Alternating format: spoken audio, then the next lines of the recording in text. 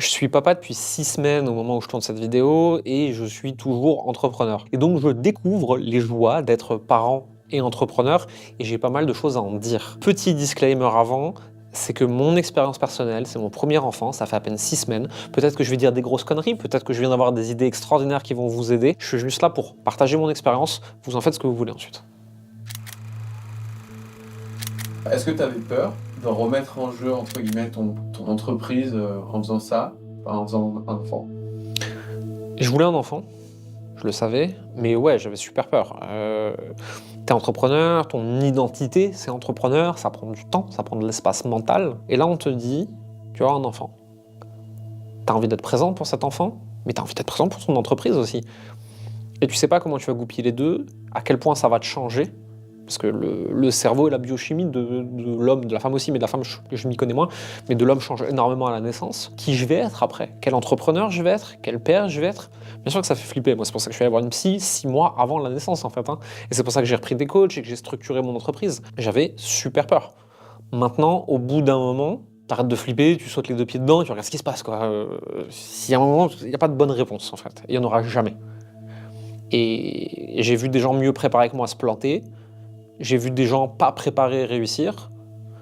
Et il y a sûrement toute une infinité de possibilités entre ces deux scénarios extrêmes. Il paraît qu'on est juste des organismes cellulaires et notre seul but, c'est survivre et se reproduire. Bon, en développant un business, en gagnant de l'argent, etc., ben, je le fais survivre. Et donc ensuite, je le fais se reproduire. Et pour l'instant, là où j'en suis, c'est une expérience extraordinaire. Le reste, en vrai, je sais pas. Ma crise de bonne résolution à la naissance. En fait, il y a 2 trucs. Le premier, c'est que quel exemple je veux être pour mon enfant? Quel père je veux être?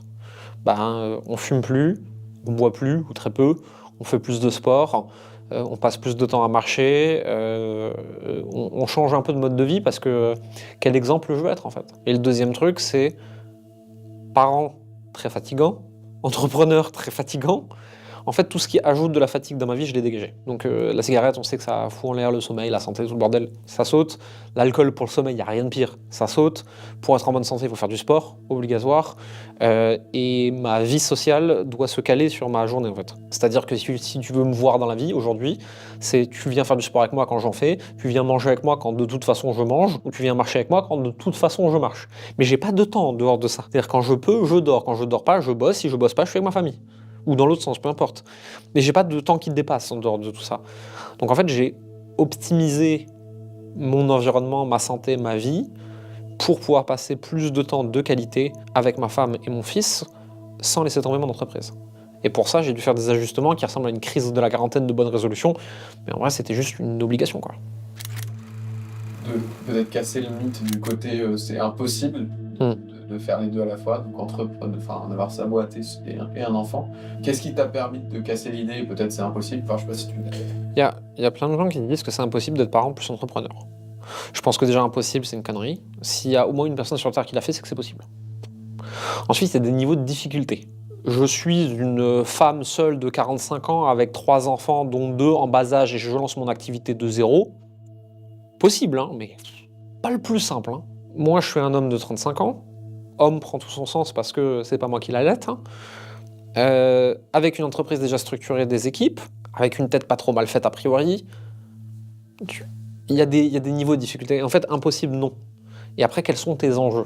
C'est-à-dire que si mon but c'est de faire x10 ou d'introduire une boîte en bourse, avec un bébé en bas âge, ça va être compliqué. Hein. C'est pas impossible, ça va être compliqué quand même. Hein. Moi, mon but c'est de continuer une croissance saine. Donc déjà, ça prend moins de temps, moins d'urgence et moins galère. À partir de là, en fonction de ce que tu veux atteindre, tu regardes le niveau de difficulté. C'est toujours pareil de toute façon. T'as ton temps, t'as ton argent et t'as ton niveau de sacrifice. Ok, je vais avoir un enfant, donc mon niveau de sacrifice il doit baisser. Je peux pas me dédier à ma boîte. Eh ben, je peux pas non plus dédier plus de temps, parce qu'en fait, il y a plein de temps qui est réalloué à mon enfant. Bon, ben, je vais devoir dépenser plus d'argent pour avoir d'autres personnes qui viennent m'aider, que ce soit dans ma vie perso ou dans ma vie pro. Et tu fais tes calculs comme ça, en fait, tu bouges tes ressources comme ça, temps, argent, sacrifice. Et en fonction de ce que tu veux atteindre, de toute façon, tu vas en dépenser 1 à 2 sur 3 obligatoirement. Des fois les 3. Donc moi, j'ai ajusté mes ambitions avec mon temps, mon niveau de sacrifice voulu et l'argent que j'étais prêt à dépenser. Et à partir de là, en fait, c'est des trucs un peu rationnels, et c'est nettement moins impossible. Est-ce que ça va être un peu plus dur? Oui, évidemment. Mais ça reste faisable. au quotidien? Comment tu vis le truc? Est-ce que tu arrives quand même à savourer ces moments? Je passerai jamais assez de temps avec mon fils par rapport à ce que je voudrais, je pense. Mais à côté de ça, mon entreprise, c'est important pour moi aussi, hein, donc c'est pas grave, c'est ok comme ça. Le plus dur et le plus chiant, c'est quand t'as des petites merdes dans l'entreprise, et ça, tous les patrons de boîte savent qu'il y en a tout le temps, hein, ça fait partie du job. Hein. Quand t'as des petites merdes qui prennent ton attention, à un moment où t'aurais pas envie d'être là. Le plus chiant, ça. Ça, c'est terrible. Il y a un outil qui pète, il y a un contrat qui déconne, il y a un truc juridique, SAV, machin. Des trucs pas très graves, mais un peu chiants, tu vois. Au moment où toi, t'as juste envie d'être en train de faire des câlins à ton gamin. Ça, c'est le pire. Ça, c'est vraiment le pire. Le reste, ça s'organise. Je pense vraiment que je suis très très content d'avoir pris les semaines de congé au début parce que c'est très très très important et que de toute façon, j'aurais pas été en capacité mentale et émotionnelle de reprendre le boulot plus vite, en fait. Je pense que les congés parentaux en France, il y en a pas assez, pas du tout assez, pour l'avoir maintenant expérimenté. Je vois pas comment certaines personnes peuvent reprendre le taf au bout d'une ou 2 semaines, c'est pas possible, quoi. Je sais pas trop ce que j'ai à en dire, c'est à la fois plus dur que ce que je pensais, et à la fois plus faisable que ce que je pensais. En fait, je pense que j'avais sous-estimé ma résilience de parent et ma capacité à transcender les difficultés. Donc finalement, c'est plus dur que ce que je croyais, mais j'y arrive mieux que ce que je croyais. Et en fait, l'humain évolue et c'est merveilleux, quoi. Moralité, Ne jamais penser que c'est impossible, anticiper, structurer, pas prendre les choses à la légère. Un enfant plus une entreprise, c'est pas un truc qui se prend à la légère, mais largement faisable, plein de gens l'ont fait. Si d'autres l'ont fait, on peut aussi. Il n'y a pas de raison de croire qu'on est plus faible qu'un autre. Et surtout, si on pense qu'on n'est pas capable d'un truc aujourd'hui, ça ne veut pas dire qu'on n'en sera pas capable demain. Et ça, c'est hyper intéressant.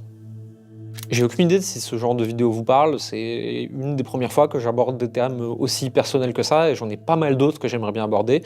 N'hésitez pas à me dire dans les commentaires si vous trouvez ça cool, ou si vous estimez que j'ai pas à ouvrir ma gueule là-dessus, ce qui serait tout à fait légitime comme réponse. Et dans ce cas-là, je continuerai à vous donner des conseils marketing, parler d'argent, parler de business, et énerver les gens qui pensent que je suis coach de coach de coach. A plus.